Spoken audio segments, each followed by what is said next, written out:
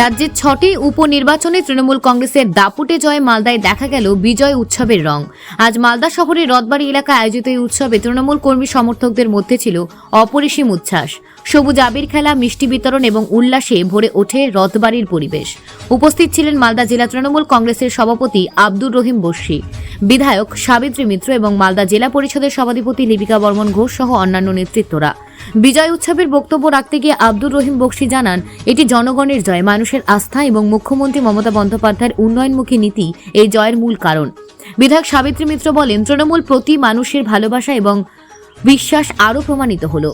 এদিনের উৎসবে তৃণমূল কর্মীদের চাঙ্গা মনোভাব এবং রাজ্য রাজনীতিতে দলের শক্তিশালী অবস্থান স্পষ্ট হয়ে উঠেছে। মালদা রথবাড়ি এভাবে তৃণমূলের বিজয় উদযাপনের সাক্ষী রইল।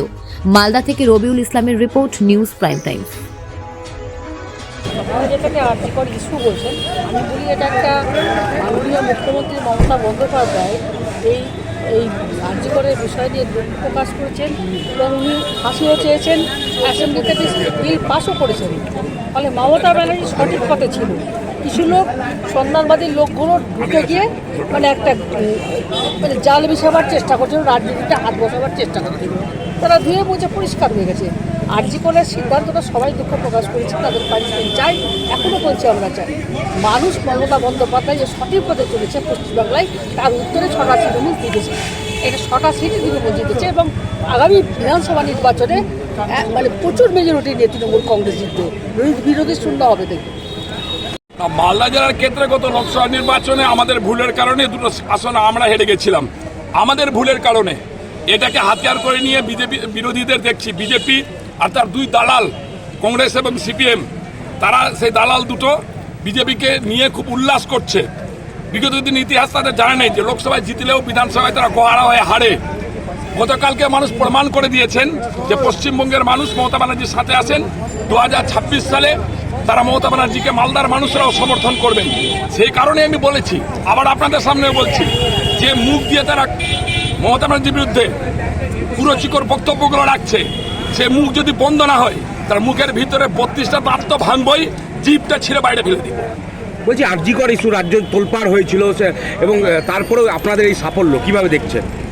আরজিকরের নিহত যে ডাক্তার, তাকে প্রয়াত সে ডাক্তারের সমবেদনা জানাচ্ছি আমরা। মুখ্যমন্ত্রী সবসময় ওনার পাশে আছেন, ওনার পরিবারের। আমরা চাই দোষীকে অনতিবিলম্বে ফাঁসি হোক, ফাঁসির সাজা হোক, যাতে ন্যায্য তার যে সে নিহত ডাক্তারের সে ন্যায্য বিচার হোক। কিন্তু বিরোধীরা যারা স্বপ্নে দেখেছিল ঘৃণ্য রাজনীতি করে, কুচক্রান্ত করে মমতা ব্যানার্জির বিরুদ্ধে এই নিহত ডাক্তারকে হাতিয়ার করে নিয়ে তারা পশ্চিমবঙ্গের মানুষকে বিভ্রান্ত করবেন, ভেঙে চুরমার করবেন। পশ্চিমবঙ্গের মানুষ গতকালকে ছয়ে ছয়ে আসন দিয়ে বুঝিয়ে দিয়েছে এই ধরনের বিরোধীদের কুচক্রান্ত কাজে লাগবে না। মানুষ মমতা ব্যানার্জির সাথে আছে, মমতা ব্যানার্জির পাশে আছে। আরজি করে নিহত ডাক্তারের পাশে আমরা আছি। তার দোষীর শাস্তি ফাঁসি না হওয়া পর্যন্ত তৃণমূল কংগ্রেসের লড়াই আন্দোলন চলবে। এটা কি ষড়যন্ত্র? কিন্তু আমরা দীর্ঘদিন যদি বাংলায় দেখি, বাংলার মানুষের কাছ থেকে নির্বাচিত মানুষ যাদেরকে পরিত্যাগ করেছে সিপিএম কংগ্রেস, তৃণমূলের বিরুদ্ধে চক্রান্ত করার সময় জোট বেঁধে বিজেপিকে সাহায্য করে তৃণমূলকে উৎখাত করার যে চেষ্টা করেছিল, সেইভাবে আরজিকরের ঘটনায় রাজনৈতিকভাবে ডাক্তারদেরকে তারা পাশে, ডাক্তারদের পিছন থেকে তারা সেখানে একটা রাজনৈতিক অভিসন্ধি করার চেষ্টা করেছিল। বাংলার মানুষ প্রমাণ করে দিয়েছে মমতা বন্দ্যোপাধ্যায় বাংলার উন্নয়নে সঠিক। তিলোত্তমার মৃত্যুতে মমতা বন্দ্যোপাধ্যায় দোষীদের যে শাস্তি সেটাও সঠিক। সিপিএম কংগ্রেস বিজেপির চক্রান্তকে বাংলার মানুষ প্রত্যাখ্যান করে মমতা বন্দ্যোপাধ্যায়কে ছটায় তুলে দিয়েছে। অভিষেক বন্দ্যোপাধ্যায়ের লিডারশিপকে মেনে নিয়ে বাংলায় আগামী দিনে অন্য কোনো রাজনৈতিক দলের কোনো সমর্থন বাংলার মানুষ করবে না, সেটাই